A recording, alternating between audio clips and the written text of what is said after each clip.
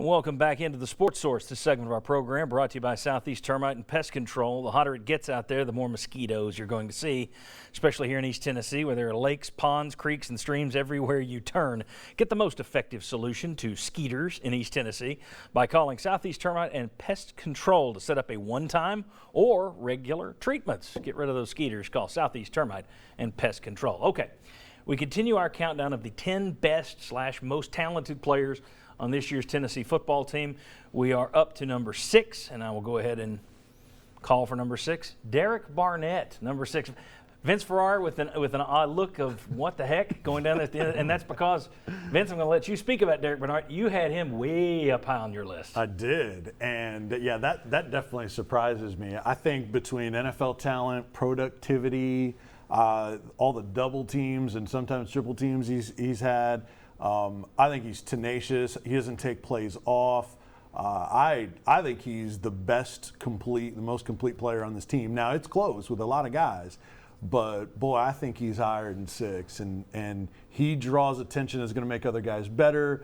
I think he should be definitely higher than that. Well, remember, all it takes is one person to nuke someone. Yeah. So a little later in the show, we'll find out who nuked Derek Barnett, and then we'll let Derek Barnett come and find that guy. All right. Number 5 right now, just one slot above Derek Barnett, Jalen Reeves-Maybin. Perhaps, and I've said this on the show, might be the most important guy, because when you look at it, I feel better about the depth, even though we haven't seen him start, but I feel better about your quarterback behind Dobbs. I feel better about some of your receivers and linebacker depth. I just don't, linebacker depth is a question for me. Your receivers, your defensive line, I know you got some issues there, but to me, that linebacker, you got Reeves-Maybin, you got Kirkland. I'm not sure what you've got in terms of being able to replace one of those guys. So to me, Reeves-Maybin way up there. Bob, you had him high on your list. I had him number 1 on my list. And the question was, rank him by who you think the best football player is, and I think Jalen Reeves-Maybin is the best football player on the team. If you watch him play, and I don't know what he's reading, but he obviously reads it very well, because lots of times he's moving before the play ever even starts. He gets there. He has a lot of tackles in the backfield. He takes fantastic angles. He hardly ever gets outran because he's taking a poor angle. And plus, he takes on blockers who outweigh him by 100 pounds lots of times. So I just think that he is the best, most complete football player on the team. Okay, and we've saved plenty of time for discussion in this segment. This is good. Now we go to the one that I'm surprised by. Number 4, quarterback Josh Dobbs. Now, I had Dobbs as the most talented guy on my list, because I don't know who else out there is going to be able to. And I know he's now been cut to shreds. He's the worst passer in the world, which he's not. But I don't know if Jalen Hurd can throw the ball like Dobbs can. Yet Dobbs can run it. Dobbs could even catch it, as he showed last year. He can run the offense. To me, number 4 is surprisingly low. Jimmy, I know you had him way up on your list too. I did. I had him number 1. I think he's a terrific athlete. And look, this is all in the perspective of who's doing it. Did you take the best player, the best athlete, the best guy that could score fantasy points, or the best NFL prospect? And I looked at him as partly also the value to this team. But I think he's a very good runner. He could play tailback on this football team. He could play tailback for a lot of people. I think he's an extraordinarily good runner. He can run outside. He can run inside. He's shown that. Heck, he took a pass against Florida and went 58 yards for a touchdown. Could he improve his passing? Sure. But he's, for a guy that can't throw it very well, he still completed 60%.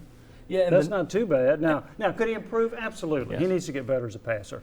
I remember one game that he threw 4 passes that were about as ugly as you'll see, and he was 17 out of 24 in that game. Yeah. But what he does is he'll throw some that are so bad it just sticks out.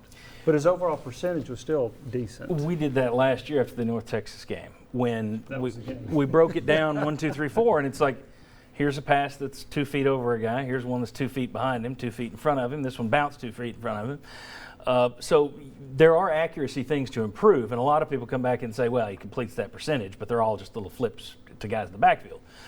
But I think we've become a little bit too critical of our own guys, and I'm not talking about the media, fans as well. It's what we do. I don't know how many people were watching Dak Prescott last year saying, yeah, I'm not crediting him for that pass because that one was just a little 5-yard flare. That doesn't count for me. Or because it was another team, do we just go, wow, Dak Prescott, 28 of 35, pretty good day. So I think we're a little too critical of Dobbs, but one guy who nailed it, I think you had him at number 4 on your list, did you not, Russell? Or am I wish wrong? I'd printed it off because I can't remember. I actually have this. Oh, great. This very yes, you did. He was number 4 on your list. Okay, I'll take your word for it. Yeah, Yeah. no, I'm making it up. He's I mean, he's the quarterback, right? And so he's the leader of the team. He has to play a huge role for this team, and whatever he might lack for in. No, he's not Peyton Manning back there just dissecting defense methodically and pinpoint accurate passes. But he does things Manning couldn't do, namely run the football.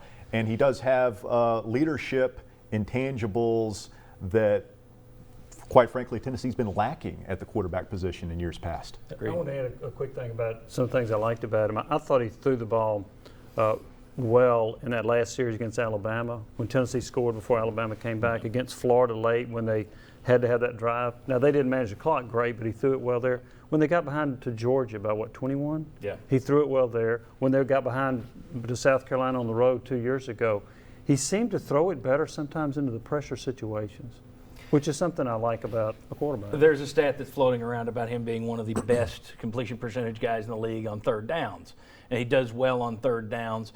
And that has even been, somebody's poked a hole in that's going around on the social media that, yeah, but there's a reason you're in so many third downs.